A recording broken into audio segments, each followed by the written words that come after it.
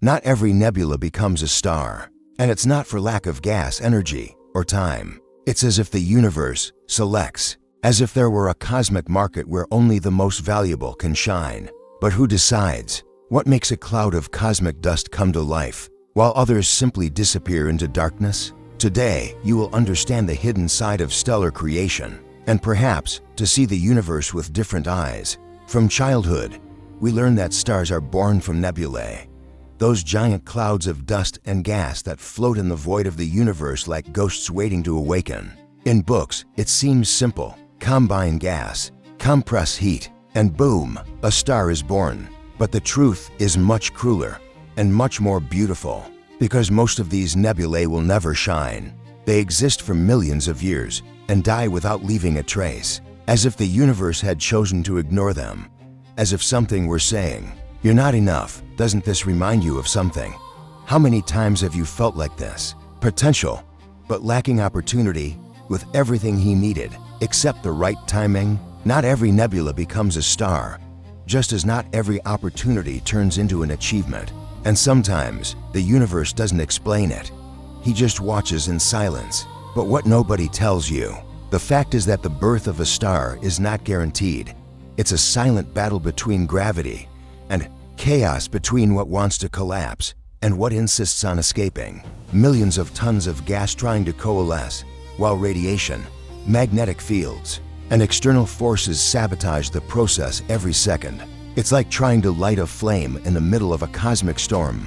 Sometimes pressure wins, sometimes no. And the most brutal part is this: you can have everything, matter, energy, space, time, and even then, not to be born. It won't happen. Not to be. The universe is not fair. He is selective. And deep down, he doesn't care if you shine or disappear into the darkness. The reason is that most of these nebulae will never become stars. They will exist for ages, gliding in the void, spreading, collapsing, trying, but without ever reaching the tipping point. It's as if they're always almost there, almost sparkling, almost waking up, almost being noticed by someone, but almost in the universe is the same as never, because in space, there's no such thing as half brightness. You are either born or you disappear.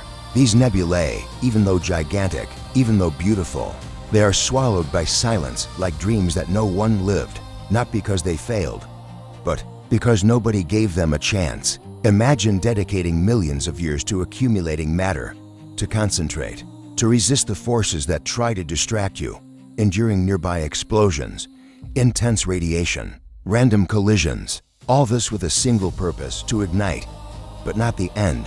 You simply dissipate, like dust, carried by the stellar wind, without ever having shone, without ever having been seen.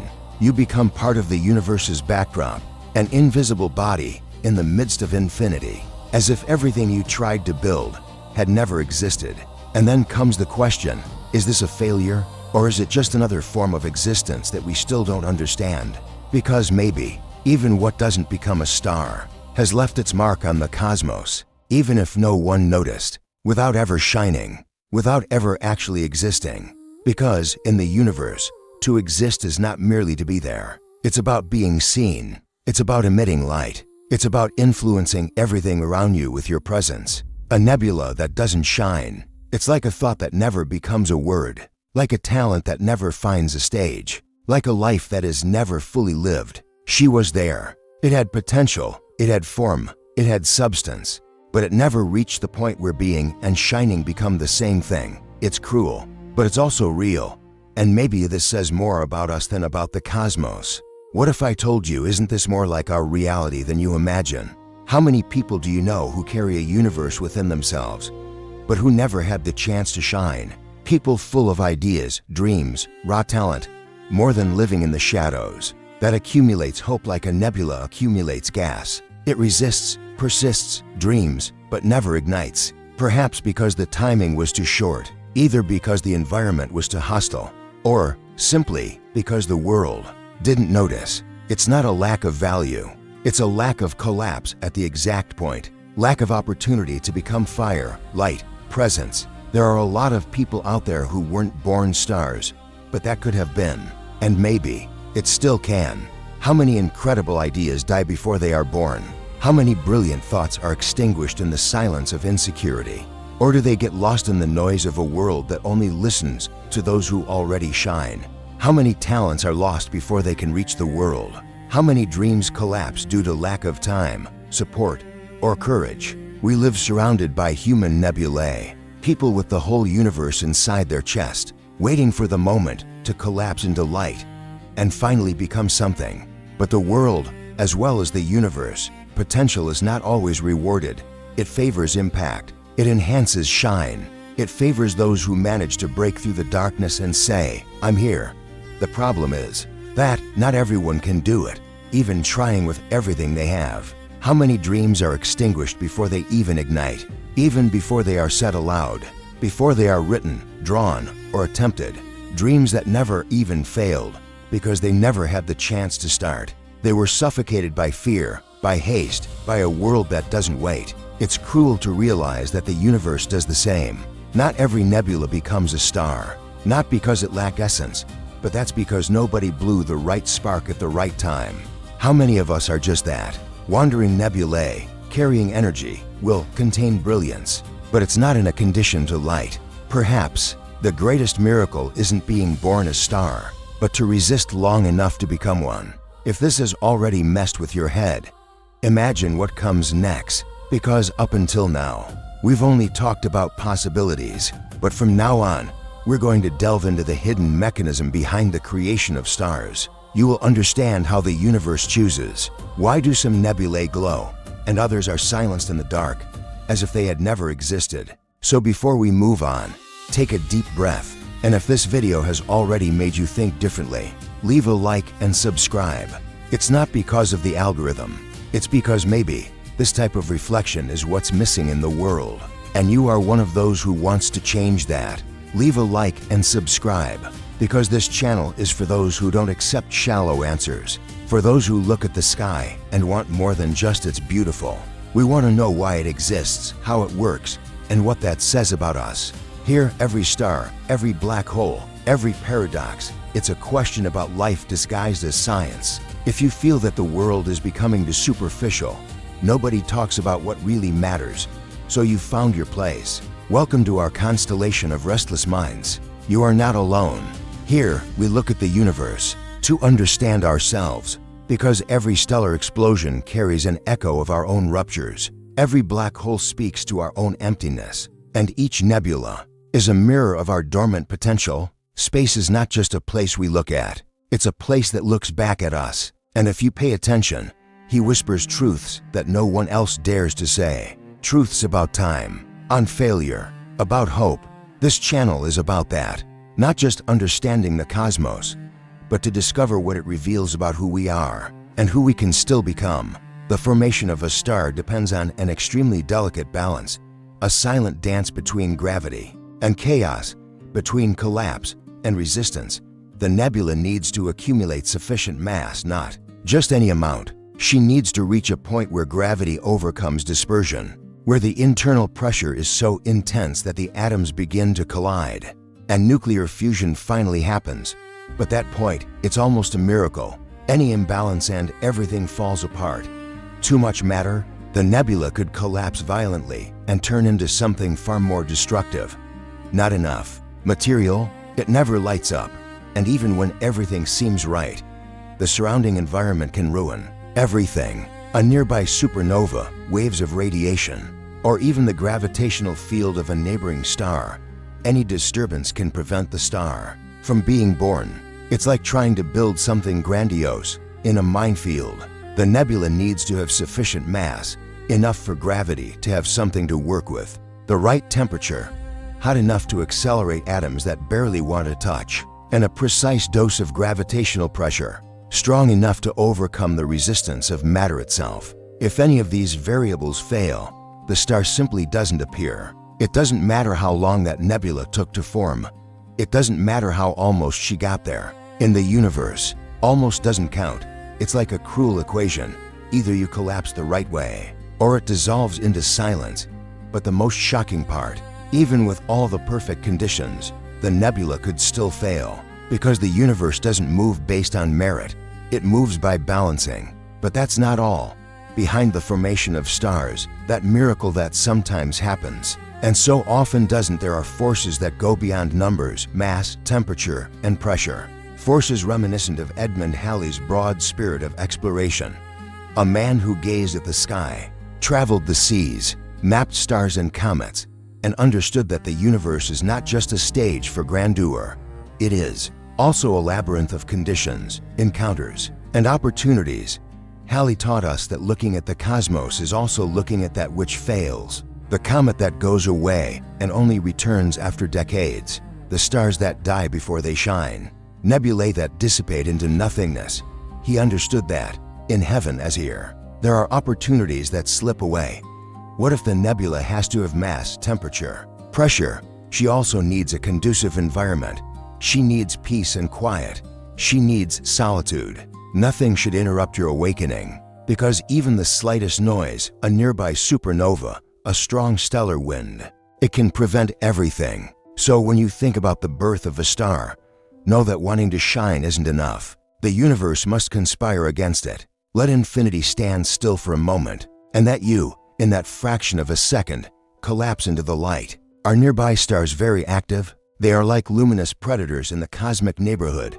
They spew ultraviolet radiation, unleash fierce stellar winds. They sculpt the nebula and often devour it from the inside. Supernovas exploding nearby, shock waves sweep through the gas. Sometimes they compress and ignite new stars, but most of the time, they tear the cloud apart before it collapses. Magnetic fields passing through the nebula. They are invisible springs holding back the collapse. If the magnetic anchoring is too strong, nothing descends to the center. High turbulence. The gas becomes a turbulent sea. Too much energy for gravity to tame. And what about angular momentum? If the cloud spins fast, it doesn't fall. It spreads out. That's why many protostars need to lose rotation, launching jets and forming disks before it can ignite. Edmond Halley would understand this part. He bet on the right timing. He recognized cycles. He predicted returns. Like a comet that takes decades to reappear, the nebula also depends on rare windows of opportunity, moments when the turbulence decreases, the radiation subsides, and the magnetic field weakens enough for gravity to prevail. Did you lose the window? Everything returns to the long orbit of almost. This is where our cosmic market comes in. Gas liquidity, how much material is there? Gravity interest, the rate at which the collapse grows. Radiation taxes, how much does it steal from your progress? And magnetic regulation, the invisible limit of what can collapse. If the costs exceed the investment, the star will not be born. In the end, not all nebulae fail due to a lack of matter. She fails because of the overwhelming world around her, because of the noise, because of forces that arrive ahead of schedule, and they extinguish the match before the flame. Supernovas exploding nearby, they are the cosmic equivalent of a controlled detonation gone wrong. The shockwave sweeps through the nebula with absurd force. Sometimes it compresses the gas, enough to ignite new protostars, but often it tears the cloud apart, ionizes the hydrogen, rips the molecules away, and leaves behind only hot dust, light without a future. Harsh radiation, supersonic winds, cosmic rays increasing ionization, all of this couples the gas to the magnetic fields and prevents the collapse. What could be a nursery becomes a vacuum chamber. What would become a seed evaporates. And this is where Edmond Halley's lesson comes in. He didn't gamble on luck. He gambled on cycles. He predicted returns, mapped out trends, and understood time windows. In heaven, as in life, timing is everything. If the shock front arrives at the right time, when the cloud is already dense, the impact becomes the trigger. If it arrives too early or too strongly, it turns into a blackout. The market of the universe works like this. Energy injections from supernovas increase volatility.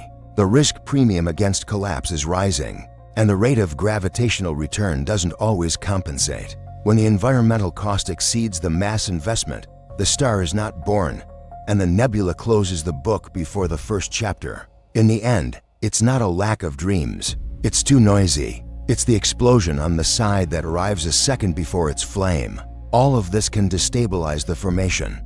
Radiation that knocks out electrons, shocks that tear through the gas, turbulence that transforms the cloud into an intractable sea. Magnetic fields that hold back the collapse, rotation that scatters what should fall. And when the gas fails to cool, thermal pressure itself becomes a barrier against gravity. This is where Edmond Halley comes in, both as a metaphor and a method. He bet on cycles amidst the chaos. He predicted the return of a comet because he saw repetition where everyone else saw chance. The same thing happens in the star nursery. There are windows, moments when the radiation lets up, the turbulence decreases, the magnetic field weakens, and the gas cools enough for gravity to close the deal. Did you lose the window? The environmental rate rises, the risk explodes. Gas liquidity disappears in winds and shocks, and the nebula becomes an illiquid asset in the universe's market. Halley would understand, it's not just about knowing where you are, it's about knowing when to move forward. In heaven and in life, timing decides who shines and who returns to the dark background of the graph. It's like trying to light a candle in the middle of a hurricane. The wick still has a flame, but the wind is faster. Radiation, shocks, turbulence, magnetic fields, everything is pointing towards collapse. And this is where Edmond Halley comes in, not as a hero, but as a reminder that the sky has cycles. Halley didn't tame the wind, he predicted the pause. He understood that there are times when the storm recedes, and for a moment, the air becomes still enough for the flame to catch. In the stellar nursery, this pause is when the turbulence decreases, the gas cools, losing energy in infrared radiation, the magnetic field weakens, and the cloud discharges rotation and jets. The wick stops shaking. If the candle lights up in that window, gravity will take over the fire. Otherwise, the hurricane will return, and all that's left is smoke in the dark. And here's where the philosophical side of things comes in. The universe doesn't distribute destinies, it distributes conditions. There's no such thing as cosmic merit. There's a fine-tuned balance between who you are and the environment in which you try to be born. That's why I remember Edmond Halley. He didn't transform the sky, he understood its rhythms. He predicted the return of a comet because he perceived patterns where others saw chance. Halley reminds us that meaning doesn't fall from the sky. We understand the meaning when we learn to recognize the cycle. Perhaps the universe really does have a market, a place of scarcity and exchange, where every gram of gas pays a price in radiation, every increase in density exacts an interest in turbulence, and each attempt at collapse faces the unseen regulation of magnetic fields. If the value gravity does not cover the cost the environment, the star doesn't go public, it closes before its first flash of light. Is that cruel? Or is it just the cosmos' way of saying that light is commitment? Shining isn't a right, it's a consequence of rare conditions and precise choices. Halley from his time would say, observe more, wait for the window, adjust the sail to the wind. Because life, like a nebula, requires timing. And when the hurricane's lull arrives, it's your internal gravity that decides whether you light up or it turns back into dust in the dark. The universe is not just chaos. He is both selective and an opportunity. Among billions of clouds, only a few enter the silent auction of gravity. Whoever offers more density gets the flame. Who pays less tax on radiation, turbulence, and magnetic fields? The night wins. It's tough, but it's simple. There are windows, rare moments when the noise decreases, the gas cools, and gravity may make its final move. Edmond Halley understood this by looking at comets. In the midst of apparent disorder, cycles exist. He didn't change the sky, he read the cosmic calendar. I knew when the return would happen because he perceived patterns where everyone else saw chance. In the stellar nursery, it's the same. Opportunity is not luck, it's timing. If the nebula finds its way to your window, it lights up. If you miss the moment, you revert to being a statistic in the dark. Ultimately, that's what national team selection is all about. Gravity offering, environment demanding, time deciding, and opportunity is that rare moment when everything says yes. There is no cosmic justice, there is only condition. The universe neither rewards nor punishes. It is triggered when thresholds are crossed, critical density, efficient cooling, opacity that allows heat to escape, rotation under control, magnetic field that loosens enough. If one of these screws is out of alignment, the light won't turn on. This is where Edmond Halley becomes a lesson. He didn't wait for the comet to deserve it, he read the orbits. He understood that the sky has clocks. He predicted returns because he calculated conditions, not desires. Similarly, a nebula doesn't become a star because it deserves it.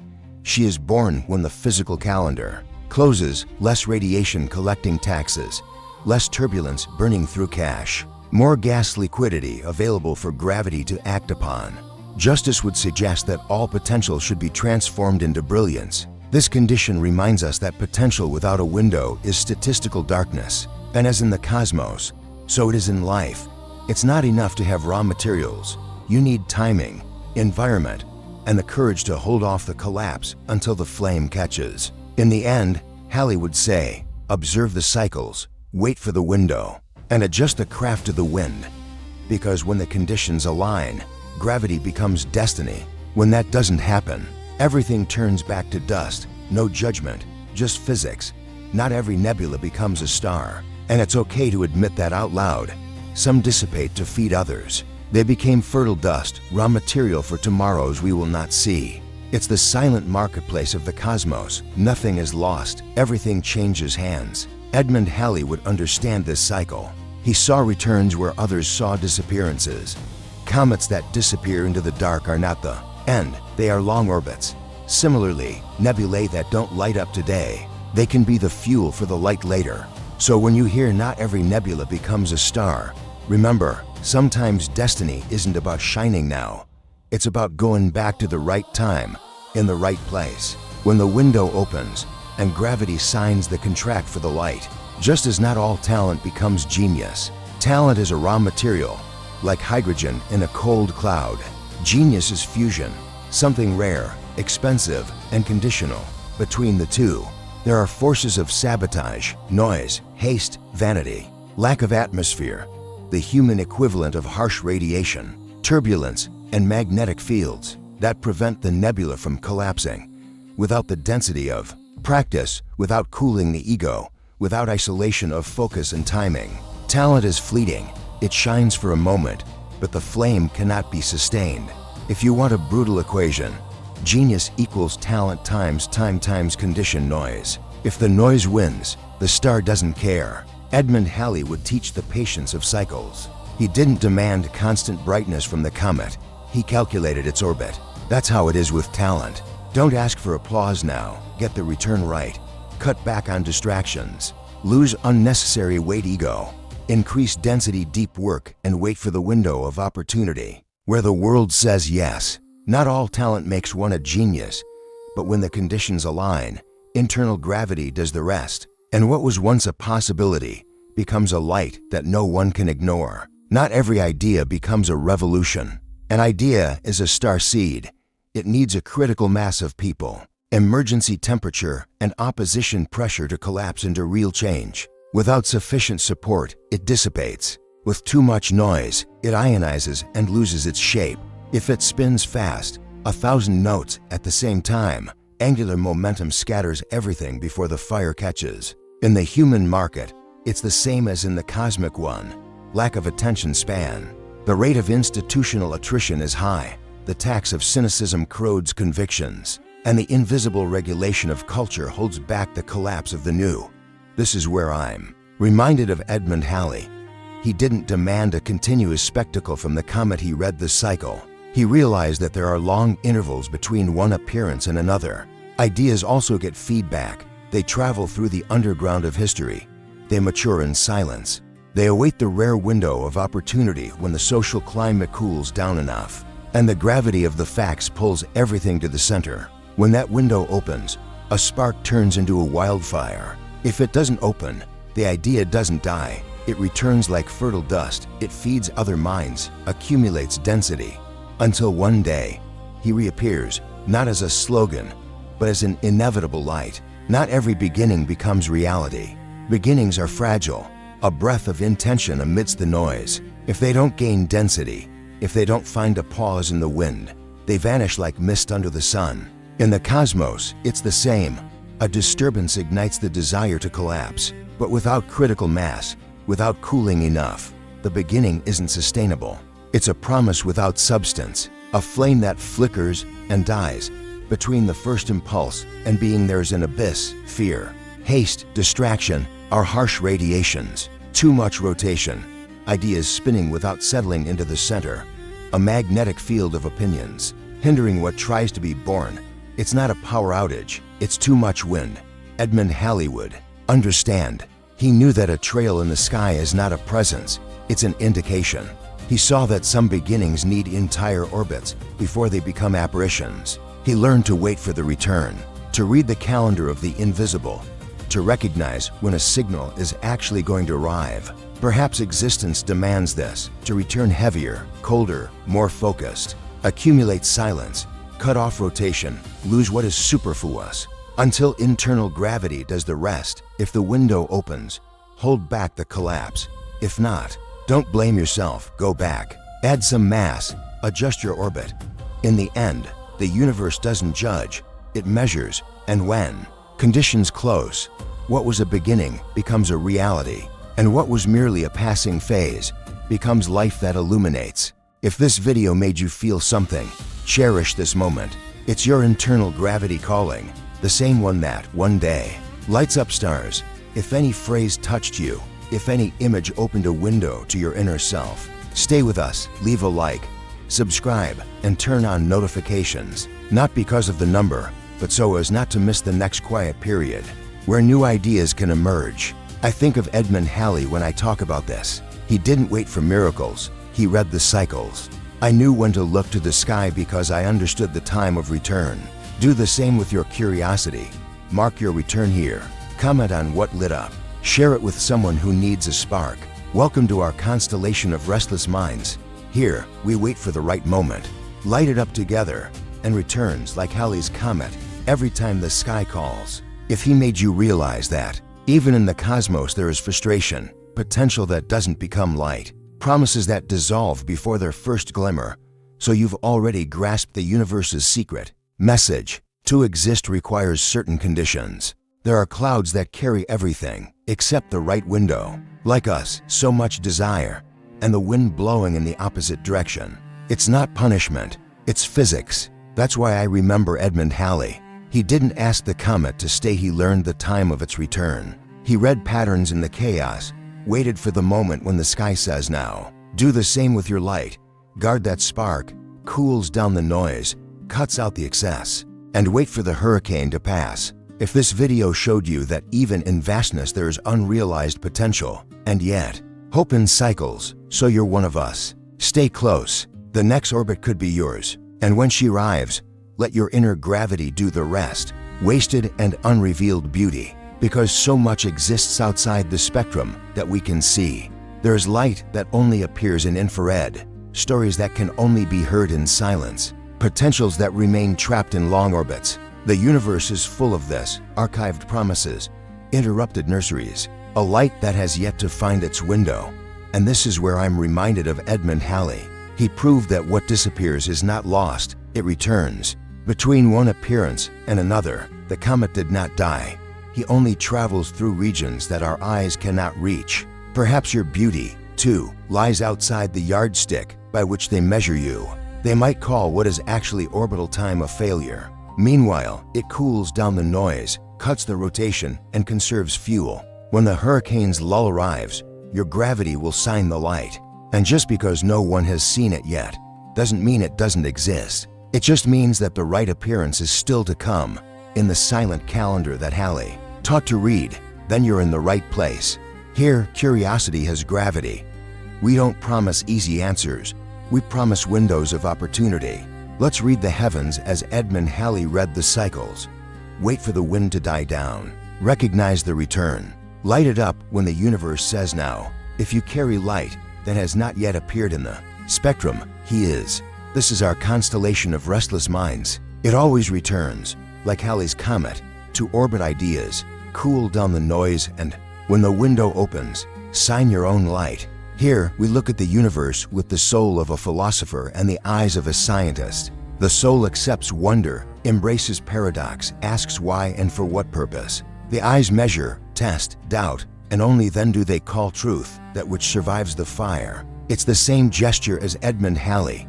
Curiosity on the compass, calculation on the map. He crossed seas and skies, not to kill the mystery, but to give coordinates to astonishment. He saw patterns in the chaos, heard echoes in the silence, and taught that beauty and precision can go hand in hand. Here, we do this with you. It transforms questions into experiments, admiration in method, and that feeling of infinity in things that we can name without losing the sacred. If you want answers that illuminate without extinguishing the night, he is. Each video is a new orbit, and, like Halley's comet, we always come back, a little colder, denser, more certain, ready to light up where before there was only darkness. Here, we look at the universe with the soul of a philosopher and the eyes of a scientist. The soul accepts wonder, embraces paradox, asks why and for what purpose. The eyes measure, test, doubt, and only then do they call truth, that which survives the fire. It's the same gesture as Edmond Halley, curiosity on the compass, calculation on the map. He crossed seas and skies, not to kill the mystery, but to give coordinates to astonishment. He saw patterns in the chaos, heard echoes in the silence, and taught that beauty and precision can go hand in hand. Here, we do this with you. It transforms questions into experiments, admiration in method, and that feeling of infinity in things that we can name without losing the sacred. If you want answers that illuminate without extinguishing the night, he is. Each video is a new orbit, and like Halley's comet, we always come back, a little colder, denser, more certain, ready to light up where before there was only darkness.